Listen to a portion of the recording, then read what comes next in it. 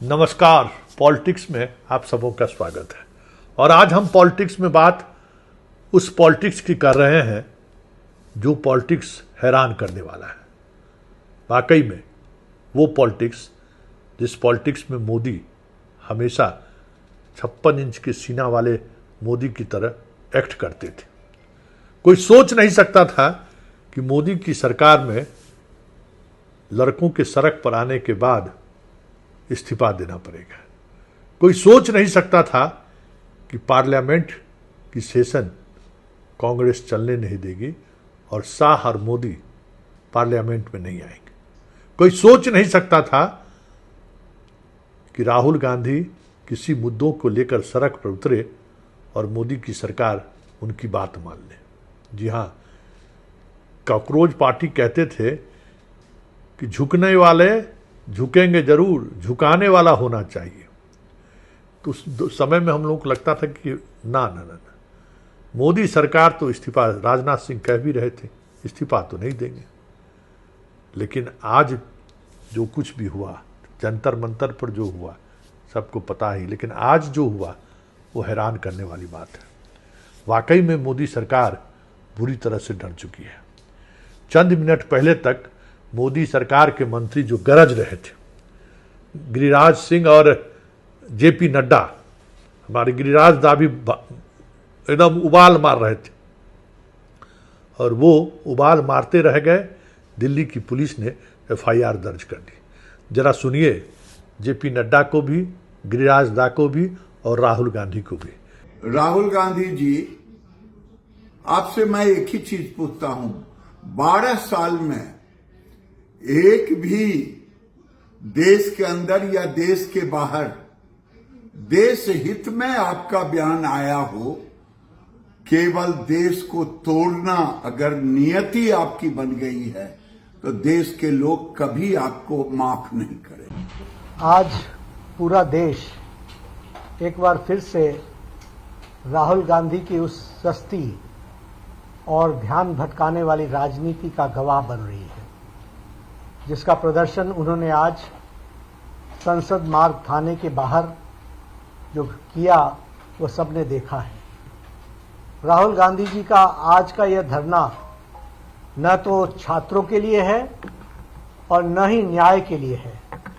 यह कांग्रेस पार्टी की राजनीतिक हताशा का प्रतीक है और राहुल गांधी की फुटेज खाने की भूख है। पूरा देश जानता है कि 20 जुलाई की घटना को लेकर माननीय सर्वोच्च न्यायालय ने पहले ही संज्ञान ले लिया है और पूर्व जज की अध्यक्षता में एक 5 सदस्यीय उच्च अधिकार प्राप्त समिति का गठन भी किया गया है। जब देश की सबसे बड़ी अदालत मामले की जांच कर रही है तो आज थाने के बाहर जाकर कैमरे के सामने बैठकर राहुल गांधी क्या साबित करना चाहते हैं?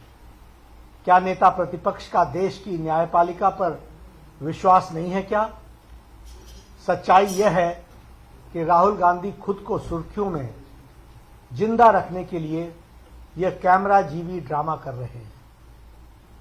आज जब राहुल गांधी संसद मार्ग में डीसीपी ऑफिस पहुंचे तो उन्होंने स्पष्ट रूप से बताया गया कि दिल्ली पुलिस कि क्राइम ब्रांच पहले से ही 20 जुलाई के सभी मामलों में सघन जांच कर रही है। डीसीपी ने यह भी बताया उनको और आश्वासन दिया कि वे इस मामले में जो क्राइम ब्रांच को आपने कहा है वह उनको भेज दिया गया है और क्राइम ब्रांच इसकी जांच कर रही है।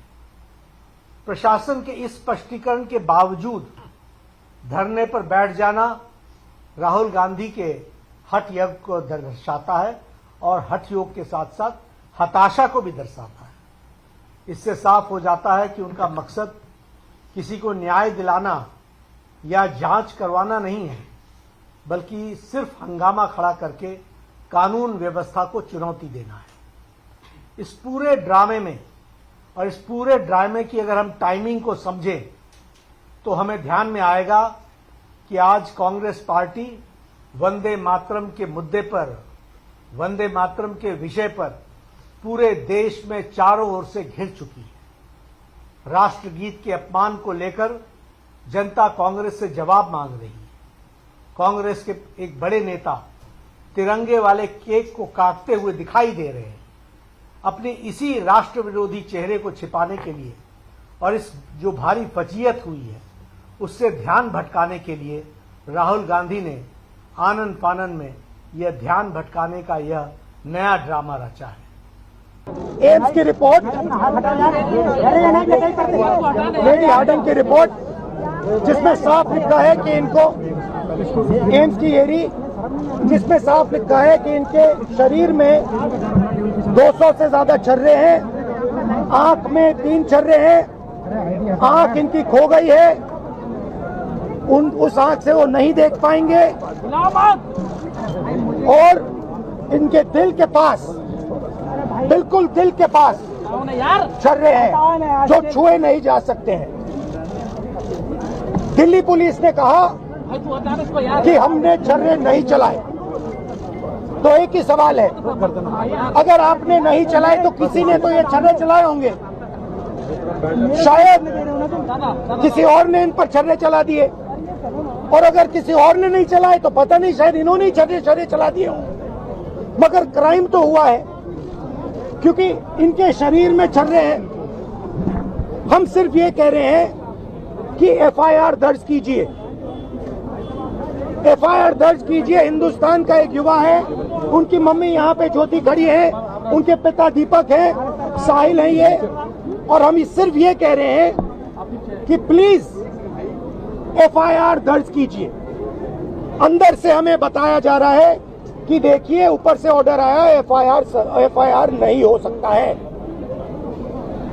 सिंपल सी बात है, जब तक एफआईआर नहीं होगा तब तक हम यहां से नहीं हिलने वाले हैं। सिंपल सी बात है, एफआईआर करना होगा। इस देश में लाखों लोगों के साथ यह अन्याय होता है, महिलाओं के साथ होता है,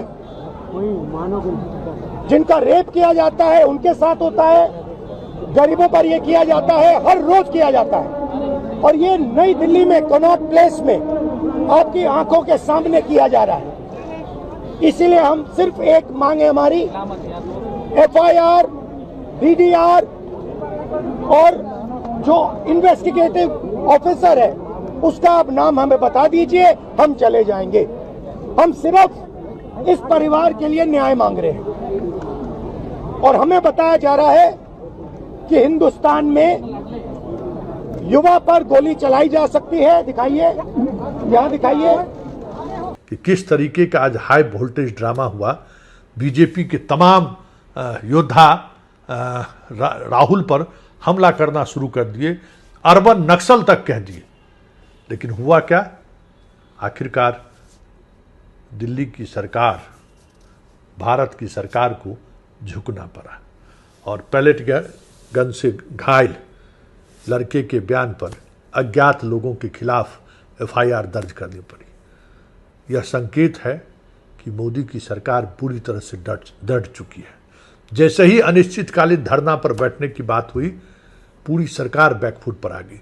सारे बयान बहादुर बयान देकर पीछे हटते हुए दिखे, और ये स्थिति होगी, किसी ने तो सपने में भी नहीं सोचा होगा कि इस तरीके से मोदी की सरकार बैकफुट पर आएगी। हालांकि राहुल के आज के एक्शन को लेकर कई तरह के सवाल खड़े हो रहे थे कि भाई सुप्रीम कोर्ट जब जांच कमेटी बना दी है तो फिर एफआईआर दर्ज करना क्यों। राहुल ने उस तर्क को अपने तरीके से बड़े ही दूसरे अंदाज में खारिज कर दिया है। लेकिन सवाल वो नहीं है, सवाल ये है कि राहुल के आज के एक्शन के बाद जिस तरीके से पूरी सरकार बैकफुट पर दिख रही है, मुश्किल होगा 2029 तक सत्ता और शासन में मोदी का बने रहना।